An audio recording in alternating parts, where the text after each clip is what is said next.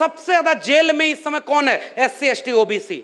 मैं जानता हूं, मेरे पास रोज फोन आते हैं कि साहब हमारे पास, हम दलित हैं, हम ओबीसी हैं, हम अहिर कुर्मी कोयरी हैं, जमीन कब्जा कर लिया और हमारा मुकदमा नहीं लिख रहा, वहां जा करके थप्पड़ मार के भगा दे रहे हैं, गाली दे करके, और हमारे ही लोगों के ऊपर मुकदमा हो रहा है।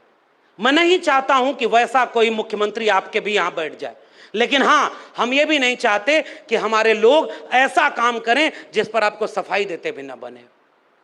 इसलिए सच्ची बात यह है, गलत को गलत कहेंगे, लेकिन आज हम एक और सच्चाई कहना चाहते हैं कि अगर 2024 में यही सरकार बन गई, साफ तौर पर मैं कह रहा हूं, पता लगाओ अंबेडकरवादियों, कितनी परमिशन इस बार अंबेडकर जयंती की रद्द हुई थी, पता है कि नहीं? उत्तर प्रदेश में आके देखिए, मेरे पास कम से कम 2 दर्जन परमिशन भेजी गई कि अंबेडकर जयंती मनाने की परमिशन मांगी थी, रद्द कर दिया।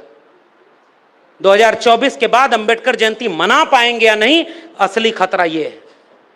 अगर 2024 के बाद 2025 में उन्होंने अपना वाला भारत बना लिया, तो हम आपस में शिकायत तो करते रह जाएंगे, और करनी भी चाहिए। जैसे मैं ओबीसी की शिकायत कर रहा हूं सामने खड़े होकर कि ओबीसी में तमाम जातियों को एकजुट होकर के हमें एक बड़ी एका बनानी होगी। और बार बार क्यों हम जगदेव बाबू रामस्वरूप वर्मा की बात करते हैं? क्योंकि उन्होंने 90% की बात की थी, बस हमारी नाक लंबी हो गई और दिल छोटा हो गया। जिन जातियों की जिम्मेदारी ज्यादा है, मेरे उत्तर प्रदेश में मैं बात बोलता हूं, आपके यहां आप अपने ढंग से जोड़िए, हमारे यहां 3 जातियां ओबीसी की ताकतवर हैं, अहिर कुर्मी कोयरी।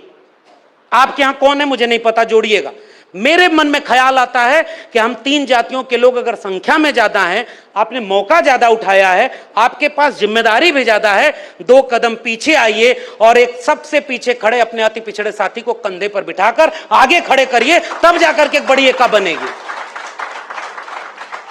मैं ये बात कबूल करता हूं कि हमने ओबीसी को एकता बनाने में नाकाम हासिल की, और यही काम शेड्यूल कास्ट में हुआ है।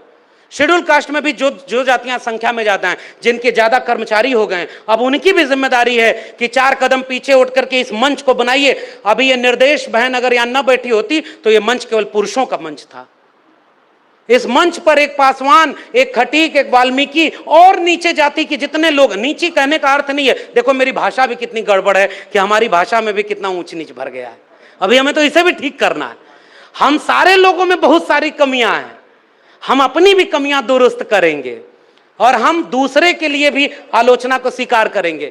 मगर आखिरी बात, जाते जाते वक्त बहुत हो गया, अंबेडकर जयंती मनाने का तकाजा यह है, वही बात है ना कि अगर टुकड़ों में बटे रहे। मैं किस्सा इस बार बहुत सुनाया, अंगूर खरीदने गया तो मेरे पिताजी को मैंने कहा कि ये अंगूर मैं 10 रुपए किलो खरीद के ले आया, कम पैसे में ज्यादा अंगूर ले आया।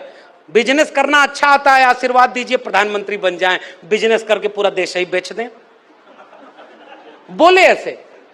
उन्होंने कहा कि दूसरा अंगूर कैसे था? मैंने कहा वो 20 रुपए किलो था, बहुत महंगा था। उन्होंने कहा क्यों महंगा था? मैंने कहा कुछ नहीं, देखने में वैसा ही था लेकिन गुच्छे में लगा हुआ था। उन्होंने कहा कुछ समझे? मैंने कहा नहीं। उन्होंने कहा कि अगर गुच्छे में रहोगे तो औकात ज्यादा रहेगी, अगर टुकड़ों में बिखर गए तो ऐसे ही औने पौने दाम पर खरीदे और बेचे जाओगे। आज हमारे लोगों में तमाम चीजें करने की जरूरत है, लेकिन एक काम करने की जरूरत है, किसी तरह वो गुच्छा न टूटे। भाई मारे सभी जाओगे। मैं अहिर जाति से आता हूं ना, इस सभागार में भी कुछ अहिर लोग होंगे ना, और अपने नाम पर बोल रहा हूं रिस्क लेते हुए। अहिर की संख्या ज्यादा होगी, थोड़ा धन संपत्ति होगी, जमीन होगी, तो हो सकता है कुछ दिन बाद नंबर आएगा, जो बेचारा कम है वो पहले मारा जाएगा, जैसे आज मुसलमान मारा जा रहा है।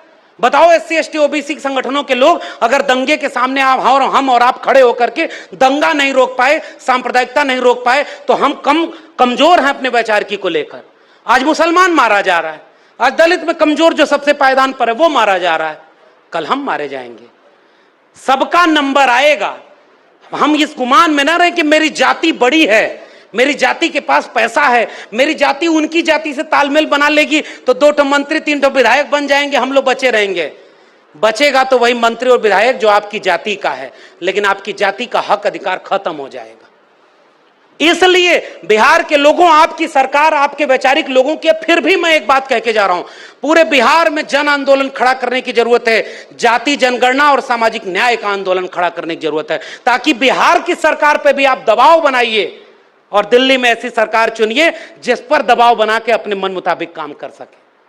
और अगर ऐसा नहीं हुआ तो कहीं ऐसा न हो कि तो हम सबकी आपसी लड़ाई का फायदा वही उठा ले जाए जिसका एक दूत अभी बाबा बनकर आया है पटना में रैली करने। किस्मत बताएगा, टीवी पर बैठकर लोग चमत्कार घोषित करेंगे और ये मीडिया के लोग हैं। मैं तो आज भी कह रहा हूं कि असली मीडिया तो ये यूट्यूब चैनल है भाई। ये जितने भी लोग हैं ये यूट्यूब चैनल वाले, ये असली मीडिया हैं। आप इनमें देखेंगे 99.9999% हमारे आपके बच्चों की शिक्षा, रोजगार, उनके आत्मसम्मान की खबरें यहां पर हैं। और हम इनको सब्सक्राइब नहीं करते, इनको मजबूत नहीं करते, इनको चंदा नहीं देते। और एगो बाबा आएगा, देखिएगा करोड़ों रुपया चंदा लेकर के हमारे और आपके घर से लेके चला जाएगा। शिक्षा, रोजगार, स्वाभिमान, इसकी बात नहीं करके पटना के अखबार में कल पढ़िएगा, वो आज ही ये बात कहकर जाएगा कि इसे अखंड भारत बनाना और हिंदू राष्ट्र बनाना है। ये भारत के संविधान की हत्या है और ऐसे हत्या करने वाले लोगों को हम सिरे से खारिज करते हैं।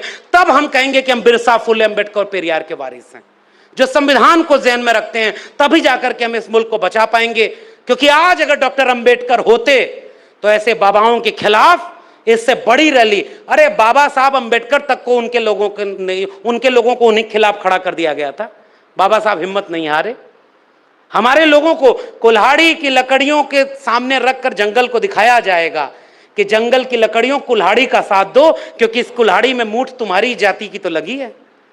तुम्हारे जाति का प्रदेश अध्यक्ष बना देंगे, अगली बार मुख्यमंत्री तुम्हारे जाति का बना देंगे, अगली बार सांसद विधायक तुम्हारे जाति का बना देंगे। और हमारा वोट लेकर के वो सारे लोग मान्यवर कांशीराम की भाषा में चमचे बन के उनके यहां बैठे हुए हैं। और हमारे लोग आज शिकार हो रहे हैं। डॉक्टर अंबेडकर की जयंती मनाने का अर्थ मेरे लिए डॉक्टर अंबेडकर के विचारों को लेकर लड़ना और इस सवाल का जवाब ढूंढना है कि 2023-24 में डॉक्टर अंबेडकर होते, ज्योतिबा फूले होते, ईवी रामास्वामी नायकर पेरियार होते, बीपी मंडल होते, कांशीराम होते, राम मनोहर लोहिया होते, तो वो कौन सी लड़ाई लड़ रहे होते।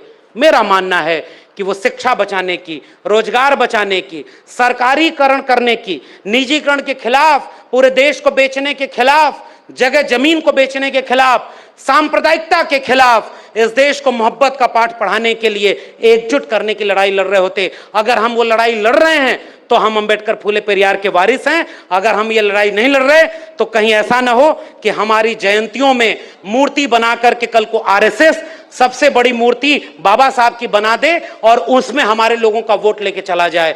हम वैचारिक लोग जानते हैं कि डॉक्टर अंबेडकर किसी मूर्ति में नहीं, अपने कलम और किताब में हैं। चाकू तेज करने वाले लोग आपके हाथ से कलम और किताब छीन चुके हैं।